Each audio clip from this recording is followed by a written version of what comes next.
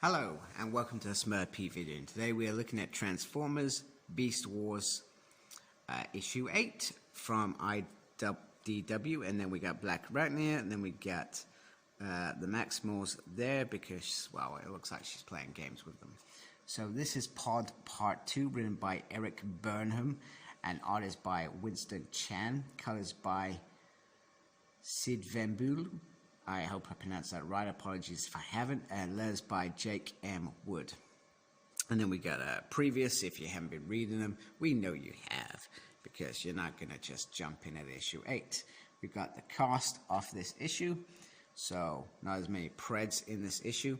And the Maximals are on alert. They are trying to find Cheetor, who called in just before last issue where he was knocked out by Blackarachnia. And they find him tied up, and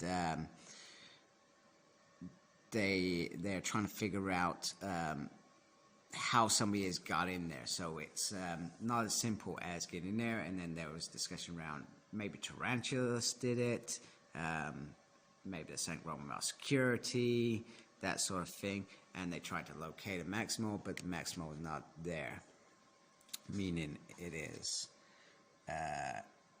Predacon, and they are accessing the system.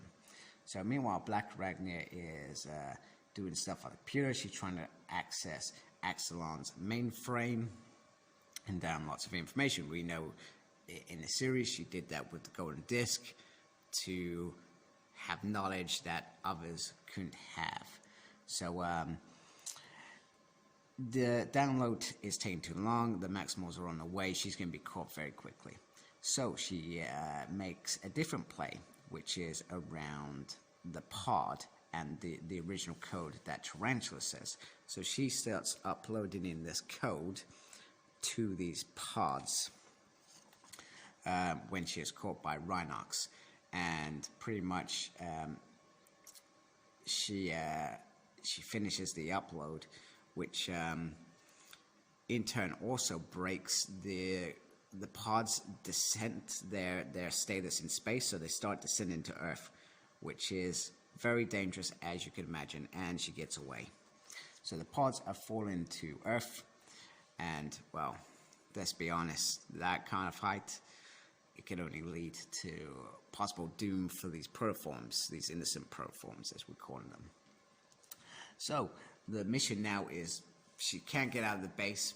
We're going to get her no matter what.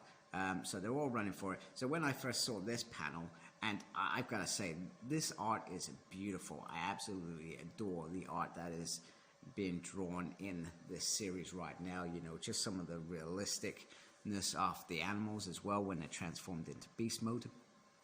So I thought this was one of those comedy scenes, because we see many comedy scenes in Beast Wars where they would run into each other, or Cheetor's jets wouldn't work and you'd crash on the floor. So I thought it was that, but no, it's not. Dinobot actually purposely pushes Cheetor to one side, and it is soon realized why. Even though Rat Trap's calling him a Pred, and, oh, you did this, and, you know, once a Pred, always a Pred, which is normal for Rat Trap anyway. It's not. It's because Blackarachnia is so treacherous, she actually puts some bombs there. So the creature escapes, but Cheetor is not having any of it. He is furious. He is going for broke. And he chases after her, calls her a traitor, attacks her. He's not going to fall for the same mistakes that he made when he first encountered her, because he probably wasn't prepared, whereas now he feels a bit more prepared, and he starts getting some licks in. So he tries saying, "You're going to answer for your crimes," and then she plays the whole thing. "Oh, what crimes? What did I do?" You know, and in reality, she actually probably hasn't done anything, really. Not yet, as such. She's only, the only thing she is capable of doing is almost killing those pods. But even then, she says, you know what, those pods are made for these sort of things, you know, crash landing on planets. They're designed for big impacts like that. And then she says, you know, and then he says about the traps, and she's like, "Oh yeah, the 2 traps." And he's like, "You mean one?" And she's like, "Do I?" And he's like, "There's a second one." He runs off. And it's a dupe. It's a dupe. And he fell for it. And it's not surprising. And this actually makes Primal actually realize of the mistake that he was making. We are no longer on the defense. So this is probably something that probably wasn't as explored in the show, which Eric has flushed out a little bit. Why do they actually turn on the offense as well? They're not only just taking hits, which, let's be honest, a lot of time they did. They're actually going to go a bit on the offensive and not hide, because if they hadn't have hid, they would understand how treacherous Predacons can be, and perhaps be in a better state to have dealt with what happened today. So they're going to go on something. And Dinobot questions, you're not known for your preemptive strikes, and he's like, things change, so, which is cool. I like this.